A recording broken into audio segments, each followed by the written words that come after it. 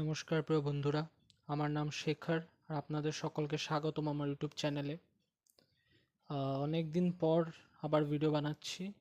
Timing issues ছিল আর কিছু সেরকম টপিকও পাচ্ছিলাম না যেটার বিষয়ে ভিডিও বানাবো, সেটার জন্য আর কি আর ভিডিও বানানো হয়নি।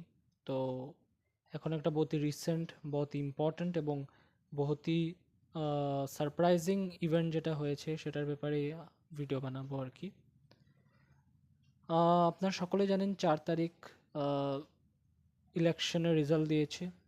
আসাম, ওয়েস্ট বেঙ্গল, কেরালা, তামিলনাড়ু, পুডুচেরি এইসব জায়গাতে ইলেকশন হয়েছিল।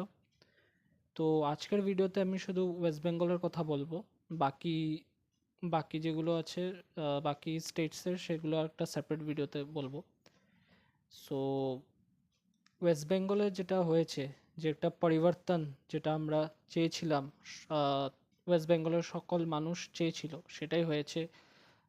বিজেপি একটা ভিক্টরি ম্যান্ডেটে এসেছে, ভারী বহুমতে এসেছে এবং 15 ইয়ার্স, 15 বছর যে টিএমসি রাজত্ব করেছে মমতা ব্যানার্জির সরকার, তো সেটারই একটা ফল ছিল যে মানুষের একটা বিশ্বাস ছিল যে উনি অনেক কাজ করবেন, উনি মানুষের জন্য উন্নয়ন করবেন এবং পশ্চিম বাংলাকে একটা ভালো জায়গায় নিয়ে যাবেন। টু কম্পেয়ার উইথ বিগ সিটিজ, যেরকম আমরা মহারাষ্ট্রকে জানি বা যেরকম আমরা ব্যাঙ্গালোরকে জানি, পুনে, কেরালা, তো সেটার মতন কম্প্যারিজন হবে যে দ্য গ্রোথ মোস্ট ইম্পর্টেন্টলি, কিন্তু সেটা হয়নি। স্টার্টিংয়ে সবাই বিশ্বাস করেছিলেন মমতা দির নেতৃত্বে, এবং এত বড় একটা এত বড় একটা পিরিয়ড যেটা সিপিএম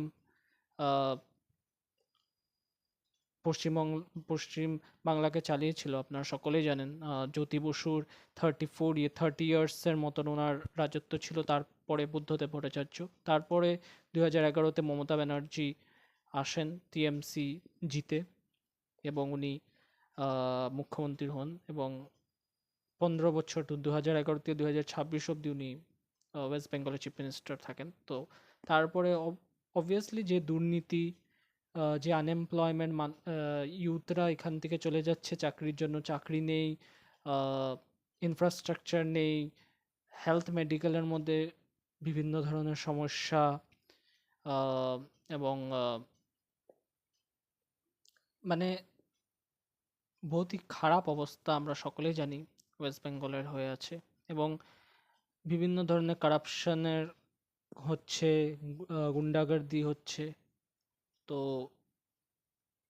সেটা হওয়ার পর মানুষও ক্ষোভ হয়ে গেছিল যে এরকম চলতে থাকলে কিভাবে ওরা বাঁচবে, বাঁচার একটা প্রবলেম চলছে যে বাঁচতে কেমনে পারবে। তো এটার জন্যই বিজেপির যে ন্যারেটিভ এসেছিল যে আহ, বিকাশ, যেটা একটা চেঞ্জ, একটা ডেভেলপমেন্ট ওরা প্রমিস করেছেন নরেন্দ্র মোদীর নেতৃত্বে। তো তারপরে মানুষ একটা আশা পেয়েছে, আর মোস্ট ইম্পর্টেন্টলি সেফটি, যেটা বিজেপি প্রমিস করেছে। তো সেটার জন্য একটা বহুত বড় শিফট হয়েছে এবং একটা বড় বহুমতে বিজেপি জিতেছে। তো আশা এটাই করব যে বিজেপি যে আশা, যে প্রমিস করেছে বাংলা মানুষকে, ওটা ওরা পূর্ণ করবে। It will not be that easy, কেন কি বহুত কাম পড়ে আছে, এটা ঠিক করতে করতেই অনেক সময় লেগে যাবে। বাট আশা রাখবো যে বিজেপি নিজের দায়িত্ব পালন করবেন এবং বাংলা মানুষকে ভরসা দেবেন যে ওরা যোগ্য এই জায়গাটার জন্য।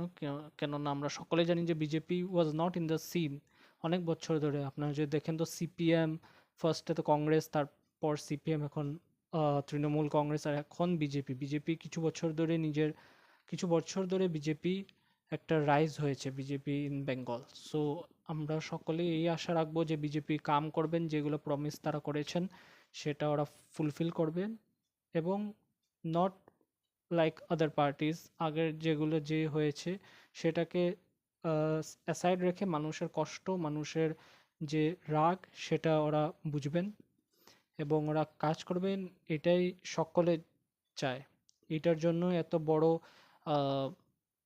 জিত, এত বড় একটা ভিক্টরি ওদেরকে দেওয়া হয়েছে, কেন কি মানুষ ভরসা করেছে যে ওরা আমাদের সকল, আমাদের যত কষ্ট আছে, যত আহ, যত আমাদের আম, মানে একটা পেইন, আমরা যেরকম বাঁচার যে একটা প্রবলেম চলছে, যে বাঁচতে ভয় করছে, সেটা যাতে বিজেপি যেরকম ওরা বলেছে, তো আশা করব যে কাজে ওরা করে দেখাবে। সো এটাই হলো, congratulations to the BJP, to Prime Minister Narendra Modi and all the Karyakartas and all the ministers of BJP for their immense victory. And আমি এটাই আশা করব যে ওরা মানুষের জন্য কাজ করবেন। অনেক দরকার পশ্চিমবাংলাকে আবার সেই উন্নয়ন ফিরিয়ে আনার জন্য। সো হোপফুলি ওরা মানুষের কষ্ট, মানুষের যে ভয়, মানুষের যে ভয়, মানুষের যে হাহাকার যেটা মানুষ করছিল, সেটার থেকে দূর করবেন, এটাই আশা রাখবো। সো এটাই একটা বহুত বড় শিফট হয়েছে। এবং নেক্সট আমরা আসাম এবং কেরালা নিয়ে এবং তামিলনাড়ু নিয়েও কথা বলবো সেপারেট একটা ভিডিওতে। তো যারা যারা আপনাদের কি মতামত অবশ্যই জানাবেন। Thank you so much. আর এবং চ্যানেলটাকে সাবস্ক্রাইব করবেন, লাইক করুন, কমেন্ট করবেন এবং সাপোর্ট করবেন, শেয়ার করবেন, যাতে অন্য মানুষরাও কাছেও এই চ্যানেলটা পৌঁছায়। আপনাদের সাপোর্টের খুব দরকার এবং অনেক সময় পরে আমি ভিডিও করছি, তো আশা করব যে আপনারা আপনাদের আশীর্বাদ আমার উপরে রাখবেন। Thank you so much. জয় হিন্দ, জয় ভারত।